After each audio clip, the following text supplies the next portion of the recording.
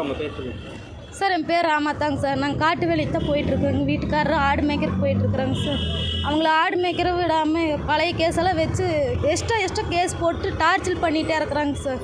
எங்களால் முடியல. அவங்க ஏதாச்சும் பண்ணிட்டாங்கன்னா எங்கள் லைஃபே போயிருங்க சார். எங்களுக்கு எதாவது பார்த்து பண்ணுங்க சார். நீங்கள் எந்த ஊர், எந்த ஸ்டேஷனில் இருக்கிறவங்க, யார் பண்ணுறாங்க சார்? நாங்கள் தீத்திப்பாளையம் எங்கள் பேர் ஸ்டேஷன் தான் சேருங்க சார். அங்கேருந்து வராமல் இங்கே மருதுமலை பக்கத்தில் வடவழி ஸ்டேஷன்லேருந்து வந்து கூப்பிட்டு வந்து இங்கே ஒரு ஸ்கூல் இருக்குங்களாம்மா, அந்த ஸ்கூலில் திருட்டு போனது இவங்க தான் அப்படின்னு சொல்லி அடிக்கிறாங்க சார். ரொம்ப மேட்டுறாங்க. என் தம்பியெல்லாம் பிடிச்சி அடிச்சு போட்டாங்க சார். மேலே இருந்தாலும் குதிச்சு சொல்கிறாங்க சார். இந்த பையனாலே முடியலைங்க. போன வருஷமா கேஸில் ரொம்பவே சித்திரவதம் படுத்திட்டு போயிடுவேன் அப்படின்னெல்லாம் மிரட்டுறாங்க சார். அந்த மாதிரி சுட்டு போட்டுருவேன், நீ சொல்லு ரங்கனா பண்ணுன்னு சொல்லு, நீ அறுத்து கொடுத்தது அவங்க கொடுத்த இருக்குதுன்னு சொல்லு அப்படின்னு சொல்லி அந்த பையனை ரொம்ப டார்ச்சர் பண்ணியிருக்கிறாங்க. வேறு வழி இல்லாமல் அந்த பையன் வீட்டில் எங்கள் வீட்டுக்காரர் ஆடு மேய்ச்சிட்டு இருந்தாங்க சார். அந்த ரோட்லேயே அந்த பையன் சொல்கிறது கேட்டு வந்து அடித்து கூட்டிகிட்டு போயிட்டாங்க சார். என்னாச்சு ஏதாச்சுன்னு நாங்கள் போய் கேட்குறோம். அவங்க எந்த பதிலுமே சொல்ல மாட்டேங்கிறாங்க சார். நாங்கள் இப்போ எல்லா ஸ்டேஷனுமே சரி பழைய ஸ்டேஷன் கேஸ் எல்லாம் இருக்குது இல்லைங்க சார். அந்த ஸ்டேஷனுக்கெல்லாம் நாங்கள் போய் விசாரிச்சதில் இங்கே கொண்டு வரலன்னு சொல்லிட்டு எங்களுக்கு சாயங்காலம் 6 மணி எங்கள் வீட்டுக்கார் ஃபோன் பண்ணி சொல்லும் போது தான் சார் இங்கே வடவழி ஸ்டேஷனில் இருக்கிறேன்னு சொல்லி நான் போய் பார்த்தேன். எங்களால் பார்க்க விட மாட்டேன்ட்டாங்க. நீங்கள் கிளம்புங்கன்னு சொல்லி நாங்கள் எதுக்கு நீங்கள் பிடிச்சிட்டு வர்றீங்க? எங்கள் வீட்டுக்காரர் வேலை செய்கிறோம், ஆடு மேய்க்குதுங்க சார். என் பேர் சத்யங்க சார். எங்கள் வீட்டுக்காரர் காலையில் 6 மணிக்கு வந்து கூப்பிட்டு போனாங்க சார். என்ன ஏதுன்னு என்கிட்ட சொல்லலை. சரட்டு பிடிச்சி கூப்பிட்டு உள்ள காரில் தூக்கி போட்டு போயிட்டாங்க சார். போட்டு போய் நீ சந்தனமரம் நெய் தான் வெட்டினு சொல்லி கொடுமைப்படுத்திருக்காங்க சார். அடியேன்னு அடிச்சிருக்காங்க சார். அப்புறம் நீ உண்மை சொல்லினா உன்னை கன் வச்சு ஷூட் பண்ணி காட்டில் தூக்கி வீசிட்டு போயிடுவேன் அப்படின்லாம் சொல்லியிருக்காங்க சார். எங்கள் வீட்டுக்காரர் தலைகளாக தொங்க விட்டு அடிச்சிருக்காங்க சார். எங்கள் வீட்டுக்காரர் நானும் எல்லா ஸ்டேஷனும் 5 ஸ்டேஷன் போய் என் குழந்தைய வச்சுட்டு எல்லா ஸ்டேஷனும் போய் தேடி பார்த்தேங்க சார். எந்த ஸ்டேஷன் போனாலும் இல்லைன்னு தான் சொல்கிறாங்களோடைய யாருமே எதுவுமே சொல்ல மாட்டேங்கிறாங்க சார். அப்புறம் சாயங்காலம் ஒரு 6 மணிக்கு ஸ்டேஷன்லேருந்து நாங்கள் இங்கே தான் இருக்கோம், வடவழி ஸ்டேஷன் தான் இருக்கோம், வடவழி போலீஸ் தான் பிடிச்சி வந்திருக்காங்க அப்படின்னு சொன்னாங்க சார். அப்புறம் நாங்கள் போய் பார்க்கங்க, எங்கள் உள்ளே விட மாட்டேங்கிட்டாங்க சார். பார்க்குறக்கு போனால் நீ வெளியே போன்னு முடுக்கி விட்டாங்க சார். அப்புறம் கடைசியில் நாங்கள் வீட்டுக்கு போயிட்டு 10 நிமிஷம் கழிச்சு வந்து உங்கள் வீட்டுக்காரர் நீ கூப்பிட்டு போயிருங்க அப்படின்னு சொல்லிட்டாங்க சார். அவள் வீட்டுக்கு போய் எங்கள் வீட்டுக்காரர் நான் மருந்து குடிச்சு நான் இறந்துருவேன் இப்படியே பண்ணிட்டு இருந்தாங்கண்ணா அப்படின்னு சொல்கிறாங்க சார். ஆனால் என் குழந்தைய வச்சுட்டு நான் என்ன பண்ணுறேன்னு தெரியலைங்க சார். வருஷத்தில் ஒரு நாள் இதே மாதிரி தாங்க சார் பண்ணுறாங்க. 2மே பச்சை குழந்தைங்க சார், எல்லாமே சின்ன குழந்தைங்க சார். இதே வச்சு என்ன பண்ணுறேன்னு தெரியலைங்க சார். எந்த ஸ்டேஷனில் கட்டி வச்சாங்க? வடவழி ஸ்டேஷனில் கட்டி வச்சு அடிச்சிருக்காங்க சார். கால் 2 பேர் கை 2 பேர் பிடிச்சிட்டு தலைகளை தொங்க விட்டு அடிச்சிருக்காங்க சார் எங்கள் வீட்டுக்காரர். வருஷம் இதே மாதிரி பண்ணுறாங்க. முன்னாடி இது மாதிரி பண்ணிக்கிறாங்களா? முன்னாடி என்ன மாதிரி கேஸ் கூப்பிட்டு போனாங்க? முன்னாடி சந்திரமர கேஸ் தான் கூப்பிட்டு போனாங்க சார். அந்த கேஸ் முடிஞ்சு 1.5 வருஷம் ஆச்சுங்க சார்.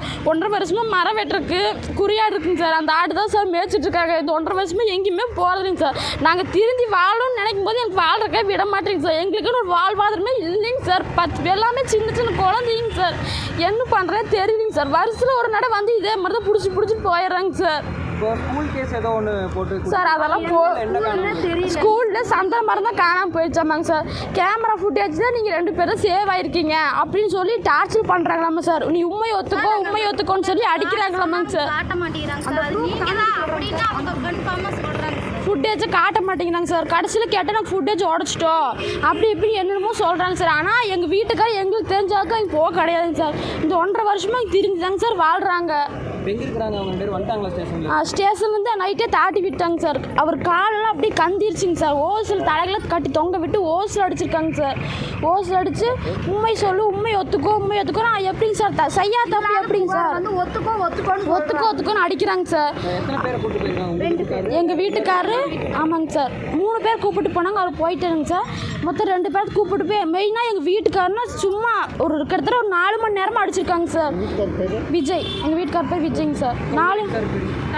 4 மணி நேரமாக அடி அடிச்சிருக்காங்க சார். அவர்னால முடியாது கட்டுறதுக்கு ரொம்ப டார்ச்சர் பண்ணுறாங்க சார். நேற்று நான் வேலைக்கு போகலான்னு நின்றுருந்தேங்க சார். போலீஸ்காரர் கருப்பு கலரில் காரில் வந்தாங்க, மப்டியில் தான் வந்தாங்க சார். இந்த மாதிரி விசாரிக்கணும்னு சொல்லி என்னை கூப்பிட்டாங்க சார். நான் காரில் ஏறி போனேங்க சார். காரில் போகும்போதே 2 அடி அடித்தாங்க. என்ன எதுக்கு அடித்தாங்கன்னு தெரியலைங்க சார். ஸ்டேஷன் கூப்பிட்டு போனாங்க. ஸ்டேஷன் கூப்பிட்டு போய் இன்ஸ்பெக்டர் என்ன பண்ணுன்னு கேட்டாங்க சார். ஆனால் என்னென்னு தெரியலைங்க சார். அதை தெரியாதனால என்னை மேலே மாடி கூப்பிட்டு போய் காலில் 2 பேர் கையில் 2 பேர் பிடிச்சிட்டாங்க சார். பிடிச்சி நின்றுட்டு படுக்க வச்சுட்டு என்னை பைப்லேயே அடித்தாங்க சார். அடிச்சுட்டு இவர் எங்கள் சித்தப்பா எங்கே, உங்கள் சித்தப்பன் எங்கே, எங்கள் சித்தப்பன் எங்கேன்னு கேட்டு அடித்தாங்க சார். தெரியாதுன்னு சொன்னாங்க சார். விடவே மாட்டேன்ட்டாங்க சார். நீ இடத்த மட்டும் சொல்லினா உன்னை துப்பாக்கியில் சுட்டுருவேன் அப்படின்னு சொன்னாங்க சார். அப்புறம் இதுக்கு முன்னாடி வாங்கின கேஸு வந்து நான் மரம் வெட்டுற தொழில் தான் போயிட்டு இருந்தேங்க சார். யாரோ வெட்டிட்டு போயிட்டாங்க. நாங்கள் மரம் வெட்டும் போது நாங்கள் தான் வெட்டினோன்னு சொல்லி எங்களை ரிமாண்ட் பண்ணாங்க சார். ஆனால் ஃபாரஸ்ட்டுக்காரனுங்க வந்து ஒரு வாரமாக ஃபாரஸ்ட் ஆஃபீஸில் வச்சு ஒரு வாரமாக அடித்து என் உடம்பு வலியெல்லாம் இறங்கினதுக்கப்புறம் தான் கொண்டு போய் என்னை ரிமாண்டே பண்ணாங்க சார். உங்களை நேற்று கூப்பிட்டு போய் அடித்தவங்க எந்த ஸ்டேஷனுக்காரங்க? வடவள்ளி ஸ்டேஷனுக்காரங்க சார். எதனால் அடித்தாங்க, என்ன கேட்டு அடித்தாங்க உங்களை? சார் என்ன கேட்டாங்கன்னே தெரியலைங்க சார். என்ன பண்ணேன்னு கேட்டு மட்டும்தான் அடித்தாங்க சார். ஆனால் இன்னி வரைக்கும் இதுதான் நடந்தது அப்படிங்கிறத என்கிட்ட சொல்ல கிடையாதுங்க சார். நேற்று எதுவும் கேஸ் போட்டிருக்காங்க உங்க மேலே? ஆமாங்க சார், கேஸ் போட்டு எஃப்ஐஆர் போட்டிருக்காங்க சார். என்ன கேஸுங்க அது? தெரியலைங்க சார். சந்தன மரம் வெட்டிட்டேன்னு சொல்லி தான் கேஸ் போட்டிருக்கிறாங்க சார். உங்கள் பேர்? என் பேர் விஜய்ங்க சார். ரங்கநாதங்க. நான் வந்து ஆடு மேய்ச்சிட்டுருக்குறேங்க. 1.5 வருஷமாக ஆட்டு தொழில் பண்ணிகிட்டுருக்குறேங்க. அதை வச்சு தான் சாப்பிட்ருக்குறேங்க. நேற்று விஜயனை பிடிச்சதில் வந்து விஜய் நான் கொண்டு போய் பிடிச்சி அடித்து அவனை அடித்து மிரட்டி நீங்கள் தான் வெட்டியிருக்கிறீங்கன்னு சொல்லி அவனை மிரட்டி அவன் பயந்துட்டு அவன் என்னை சொல்லிட்டானுங்க. ஆனால் அவன் வேலைக்கு தான் போயிட்டுருக்கிறானுங்க. நான் வந்து 1.5 வருஷமாக ஆடு மேய்ச்சிட்டுருக்குறேங்க. அதை விட்டால் எனக்கு வேறு தொழில் தெரியாதுங்க. அந்த தொழிலுக்கு தான் போயிட்டுருக்குறேங்க. ஆடு தான் மேய்ச்சிட்டுருக்குறேங்க. இவங்க வந்து என்னை பிடிச்சி ஆடு நடு ரோட்டில் விட்டு போட்டு என்னை பிடிச்சி உட்கார வச்சுட்டு வந்துட்டாங்க. நடு ரோட்டில் ஆடு எங்கே போச்சு என்னாச்சுன்னு கூட எனக்கு தெரியாதுங்க. ஒரு ஓரத்துலையும் கூட ஓட்டி விடலிங்க. நடு ரோட்டில் அப்படியே பிடிச்சி தூக்கி வச்சுட்டு வந்துட்டாங்க. எதுக்குங்க சார் அடிக்கிறீங்கன்னு, மரத்தைங்கடா கொண்டு போய் வச்ச விஜயும் கொடுத்தா வெட்டி கொடுத்தானாமான்னு சொல்லி போட்டு 2-4 அடி அடித்தாங்க. எனக்கு தெரியலிங்க, நானெல்லாம் போகலிங்க, நான் ஆடு தான் மேய்ச்சிட்டுருக்குறேங்க அப்படின்னு சொல்லிட்டுங்க. அப்புறம் 6 மணிக்கு மேலே தான் ரிமாண்ட் பண்ணுறேன்னு சொன்னாங்க. எதுக்கு ரிமாண்ட் பண்ணுறாங்க என்ன ஏதுன்னு கூட எங்களுக்கு தெரியாதுங்க. கூப்பிட்டு வந்து ரிமாண்ட் பண்ணுறேங்கிறாங்க. எத்தனை நாளாக பிடிச்சாங்க, எப்படி இப்போ வர்றாங்க, இவங்க வர்றதே தெரியுது இல்லைங்க. வருஷத்துக்கு ஒருக்கா வந்து மிரட்டிகிட்டே இருக்கிறாங்க. இதே வேலை தான் பண்ணுறாங்க. அப்புறம் வருஷத்துக்கு ஒருக்கா 1 டன்னு போட்டு விட்றாங்க. இதே தான் பண்ணிகிட்டு இருக்கிறாங்க இவங்க. எங்களுக்கு ஒரு நீதி வேணும். கூப்பிட்டு போனாங்க அப்படிங்கிறீங்க. அப்புறம் அவங்களே விட்டாங்க ஸ்டேஷன்? அவங்களே விட்டாங்க. ஸ்டேஷன் வந்து நேற்று 11 மணிக்கு அவங்களே விட்டுட்டாங்க. ஆமாங்க, நைட் 11 மணிக்கு விட்டாங்க. அப்புறம் இதுக்கு முன்னாடி வந்து இது மரம் வெட்டுற தொழிலுக்கு தான் போயிட்டுருந்தேங்க. அந்த தொழிலுக்கு போயிட்டுருக்கும்போது யாரோ வெட்டி போட்டுட்டாங்க. அதுவும் வந்து விசாரிக்கணும் வாங்கன்னு சொல்லி கூப்பிட்டு போய் 1 வாரம் வச்சு அடிச்சுங்க. 1 வாரம் வச்சு அடித்து சித்திரவதை பண்ணிங்க. அப்புறம் தான் ஸ்டேஷன் ரிமாண்டே பண்ணாங்க அவங்க ஃபாரஸ்ட்டுங்க. அப்புறம் 10ஆவதுக்குன்னு எல்லா ஸ்டேஷன்லேருந்தும் கொண்டு வந்து ஒரு கேஸாக வச்சுட்டாங்க. 5 கேஸ் வச்சுட்டாங்க. 5 கேஸு பெயில் எடுத்து வர்றதுக்கு 3 மாதம் ஆயிடுச்சுங்க. 3 மாதம் கழிச்சு தான் வந்தேங்க. வந்ததுலேருந்து தொழிலை மாற்றிட்டு நாங்கள் ஆடு மேய்க்கிறதுக்கு கிடைக்கிற வேலைக்கு போயிட்டு இருந்தேங்க. இப்போது 1.5 வருஷமாக நான் ரெகுலராக ஆடு மேய்க்கிறதுக்கு போயிட்டு சொந்தமாக வாங்கிட்டுங்க. இப்போவும் நிம்மதியாக விட மாட்டேங்கிறாங்க. வந்து டார்ச்சர் பண்ணுறாங்க. 1 டன் போடுறாங்க.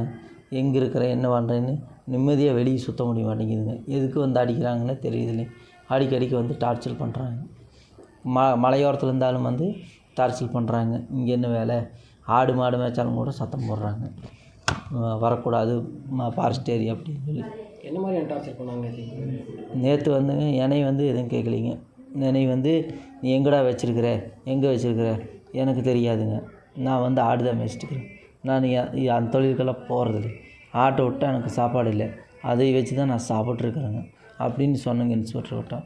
இல்லை நீ தான் வெட்டி வச்சு உங்கள்கிட்ட தான் வெட்டி கொடுத்துருக்குறானாமா அப்படின்னு சொல்லி இப்போ அடிக்கிறாங்க. கண்ணமாக அடிக்கிறாங்க. வணக்கம் சார், என்னுடைய பேர் கார்த்திகை செல்வி. நான் கோயம்புத்தூரில் வழக்கறிஞராக பணி செய்து வருகிறேன். நேற்று தீத்திபாளையம் ஊரை சேர்ந்த விஜயன், ரங்கநாதன் என்ற 2 நபர்களை வந்து காவல்துறையினர் வந்து சந்தேகத்தின் அடிப்படையில் வந்து விசாரிப்பதற்காக அழைத்து சென்றனர். அது எதுக்காக கூப்பிட்டு போனாங்க என்ன ஏதுன்னு விவரம் வந்து ஃபஸ்ட்டு வந்து கூப்பிட்டது வந்து விஜயன் வந்து வீட்டில் இருக்கும்போது 2 காவல்துறையினர் வந்து மப்டியில் வந்து கொஞ்சம் வா நான் உங்கள்கிட்ட விசாரிக்கணும்னு சொல்லியிருக்காங்க. அப்போ அவங்க குடும்பத்தாருங்களா, சார் நீங்கள் யார், என்ன விசாரிக்க போகிறீங்க அப்படின்னு கேட்டதுக்கு தகவல் எதுவும் சொல்லலைங்க சார் ப்ராப்பராக. விஜயனை மட்டும் ஜீப்பில் ஏற்றிட்டு நான் கொஞ்சம் உங்கள்கிட்ட விசாரிக்கணும்னு சொல்லி கூப்பிட்டு போய் ஜீப்பில் ஏற்றணுன்னு அடிக்க ஆரம்பிச்சிருக்காங்க சார் விஜயனை வந்து. ரங்கநாதன் அப்படின்றவனை வந்து அவன் எங்கே இருக்கான்னு சொல்லு, அவனை சொல்லிட்டேன்னா நான் உன்னை இறக்கி விட்டுருவேன், நான் உன்னை விட்டுருவேன், நீ ரங்கநாதனை வந்து சொல்லு அப்படின்னு சொல்லியிருக்காங்க. ஏன் சார் எதுக்கு என்னை கூப்பிட்டு போகிறீங்க, ஃபஸ்ட்டு எதுக்காக என்னை விசாரிக்க போகிறீங்க, என்னென்னு காரணத்தை சொல்லுங்கன்னு சொன்னதுக்கு நீ எதுவும் பேசக்கூடாது, நான் கேட்குறதுக்கு மட்டும் நீ பதில் சொல்லு, எனக்கு நீ ரங்கநாதனை மட்டும் அடையாளம் காட்டு, எங்கே இருக்கான்னு சொல்லு அப்படின்னு சொல்லியிருக்காங்க. இவன் வந்து ரங்கநாதன் வந்து சார் இந்த விஜயன் ரங்கநாதன் அவங்களுடைய தொழில் வந்து செம்பரி ஆடு மேய்க்கிறதுங்க சார். இந்த ஆடு வந்து கொஞ்சம் மலைப்பகுதி காட்டு பகுதியிலலாம் வந்து வேலை செஞ்சிட்ருப்பாங்க. அங்கே போய் ஆடு மேய்ச்சிட்ருப்பாங்க. அப்படி மேய்ச்சிட்டு இருக்கும்போது மலையடி வாரத்தில் வந்து ஏதாவது விறகு வெட்டுறது இந்த மாதிரி தொழில் செஞ்சிட்ருக்காங்க. 1.5 வருஷத்துக்கு முன்னாடி இந்த மரம்லாம் வெட்டும் போது சந்தன மரத்தை வெட்டிட்ட அப்படின்னு சொல்லி அவங்க மேலே வந்து 1.5 வருஷத்துக்கு முன்னாடி ஒரு 4-5 போலீஸ் ஸ்டேஷனில் வந்து ஒரு புட்டப் கேஸ் போட்டுட்டாங்க சார். அது 1.5 வருஷம் ஆச்சு. இப்போ 1.5 வருஷத்துக்கு அப்புறம் இது சம்மந்தமாக விசாரிக்கணும் அப்படின்னு சொல்லிட்டு நேற்று வந்து வடவெளி காவல் நிலையத்துக்கு அருகில் வந்து ஒரு ஸ்கூல், ஒரு ப்ரைவேட் ஸ்கூல்லங்க சார். அந்த ஸ்கூலில் வந்து சந்தன மரத்தை காணோம். அது தொடர்பாக தான் உன்னை தான் விசாரிக்க போகிறோம். அது நீ தான் வெட்டுறன்னு சொல்லி ஒத்துக்கோ அப்படின்னு சொல்லி விஜயனை ரொம்ப அடிச்சிருக்காங்க. அடிச்சதுனால விஜய் வந்து வழி தாங்க முடியாமல் என்ன சொல்கிறதுன்னு தெரியாமல் ரங்கநாதனை கை காமிச்சிருக்கா. ரங்கநாதனையும் ஜீப்பில் ஏற்றிட்டு ஸ்டேஷனுக்கு கூட்டு போயிருக்காங்க. ஆனால் இந்த பிட்வீன் கேப்பில் வந்து அவங்களோட ஃபேமிலி மெம்பர் வந்து நம்மளுடைய கணவர்கள் எங்கே போனாங்க, யார் அழைச்சிட்டு போனாங்கன்னு எதுன்னு தெரியாமல் ஒவ்வொரு ஸ்டேஷனாக போய் பேரூர் போலீஸ் ஸ்டேஷனு, சுந்தராபுரம், போத்தனூர்னு சொல்லி ஒவ்வொரு ஸ்டேஷன் போய் என்னுடைய கணவர் இங்கே வந்தாங்களா, நீங்கள் விசாரிக்க அழைச்சிட்டு வந்தீங்களான்னு போய் கேட்டிருக்காங்க. இல்லைன்னு சொன்னதுனால நேற்று சாயங்காலம் ஒரு 3 மணிக்கு என்னுடைய அலுவலகத்துக்கு வந்து என்னை வந்து சந்தித்து என்கிட்ட சொல்கிறாங்க இந்த மாதிரி ஆயிடுச்சுன்னு சொல்லிட்டு. நான் கமிஷனரை போய் பார்க்க சொல்லி அனுப்பிச்சி விட்றேன். நேற்று சாயங்காலம் ஒரு 5 மணி இருக்குங்க சார். வடவெளி ஸ்டேஷன்லேருந்து ஒரு ஃபோன் வருது, இந்த மாதிரி உங்களுடைய கணவர்கள் இங்கே தான் இருக்காங்க, நீங்கள் வாங்கன்னு சொல்லிட்டு. அங்கே போய் என்னென்னு கேட்கும்போது என்ன சொல்கிறாங்கன்னா அவங்க மேலே எஃப்ஐஆர் ரெஜிஸ்டர் பண்ணிட்டாங்க சார். எஃப்ஐஆர் ரெஜிஸ்டர் பண்ணிவிட்டு செக்ஷன் 305 சப் கிளாஸ் ஏ பிஎன்எஸில் வந்து அவங்கள எஃப்ஐஆர் பதிவு பண்ணிட்டாங்க சார். இது என்னாச்சு எதுக்காக அப்படின்னு கேட்கும்போது பக்கத்தில் ஸ்கூலில் வந்து சந்தன மரத்தை வந்து வெட்டிட்டாங்க. அது இவங்க தான் வெட்டினாங்க, என்கிட்ட எவிடன்ஸ் இருக்குதுன்னு சொல்கிறாங்க. கேமரா ஃபுட்டேஜெலாம் இருக்கான்னு சொன்னால் என்கிட்ட இருக்குது. ஆனால் ஃபேஸ் வந்து சரியாக தெரியல. சஸ்பெக்ட் அடிப்படையில் தான் அவங்கள நாங்கள் வந்து ரிமாண்ட் பண்ணியிருக்கோம். நீங்கள் எதனாலும் கோர்ட்டில் பார்த்துக்கோங்கன்னு சொல்லிட்டாங்க. சரி ஓகே நாங்கள் கோர்ட்டில் பார்த்துக்குறோம் அப்படின்னு சொல்லிட்டு வந்தாச்சு. ரிமாண்ட் ரிப்போர்ட் எல்லாமே ரெடி பண்ணிட்டாங்க சார். ஃபர்தராக எல்லாமே அவங்களோட ஃபேமிலி மெம்பர்ஸ் எல்லாத்தையுமே சைன்லாம் வாங்கிட்டாங்க, விட்டுட்டாங்க. நாங்களும் கிளம்பியாச்சு. நேற்று நைட்டு 9 மணிக்கு இந்த விஷயம்லாம் நடக்குது. 9 மணி நாங்கள் ஸ்டேஷன்லேருந்து கிளம்பி ஒரு 10 நிமிஷத்தில் திரும்பி ஸ்டேஷன்லேருந்து ஃபோன் வருது, வந்து உங்களுடைய கணவரெல்லாம் நீங்கள் அழைச்சிட்டு போங்க அப்படின்னு சொல்லிட்டு. ஸ்டேஷன் போய் இது 305 நான் பெயிலபிள், நீங்கள் எப்படி ஸ்டேஷனில் விடுறீங்க, இது எங்களுக்கு எதுவுமே புரியலை அப்படின்னு சொன்னோம்னா காலையில் 10 மணிக்கு பேசிக்கலாம், எதுனாலும் நீங்கள் காலைல 10 மணிக்கு வாங்க அப்படின்னு சொல்லிட்டாங்க. இதுக்கிடையில் அவங்களோட வண்டியவும் சீஸ் பண்ணிட்டாங்க, ஃபோனு, அவங்க கையில் வச்சுருந்த பணம் எல்லாத்தையும் வாங்கி வச்சுக்கிட்டாங்க. வாங்கி வச்சுட்டு அனுப்பிச்சி விட்டுட்டாங்க சார். இப்போ காலையில் வந்து என்ன பண்ணுறாங்கன்னா 10 மணிக்கு அப்பியர் ஆக சொல்லிட்டாங்க. வந்து சும்மா ஒரு சின்னதாக ஒரு விசாரணை தான், பேருக்கு விசாரிச்சுட்டு நாங்கள் அனுப்பிச்சிடுவோம் அப்படின்னு சொல்லிட்டாங்க. நாங்கள் வந்தாச்சு. இப்போ என்ன பண்ணுறாங்கன்னா சார், இப்போ காலையில் 11:42க்கு இப்போ மெசேஜ் கவர்மெண்ட் போர்ட்டலில் ஒரு மெசேஜ் வருதுங்க சார். அவங்கள வந்து நேற்று மத்தியானம் 12 மணிக்கு ரிமாண்ட் பண்ணதாகவும் குற்றவியல் நடுவர்கிட்ட வந்து ரிமாண்ட் காமிச்சதாகவும் இப்போ வந்து ஒரு மெசேஜ் வந்து இப்போ அவங்களுடைய குடும்பத்தாருக்கு வந்து ஒரு தகவல் தெரிவிப்பதற்காக ஒரு மெசேஜ் அனுப்பிச்சுட்ருக்காங்க சார்.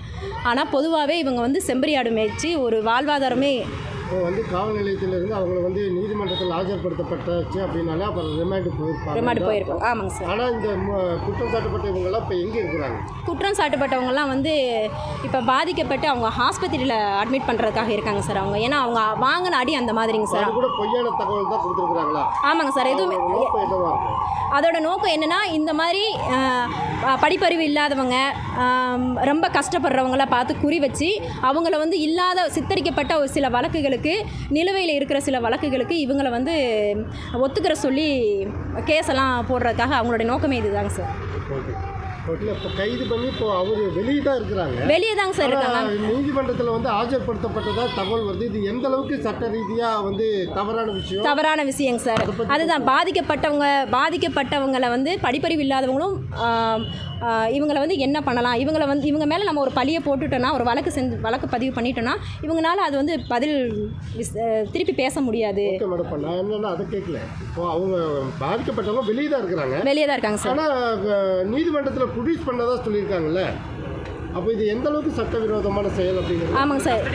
ஆமாம், இது முற்றிலும் மனித உரிமை மீறலுங்க சார். இது முற்றிலும் மனித உரிமை மீறலுங்க சார். இது வந்து ஓகே சார்.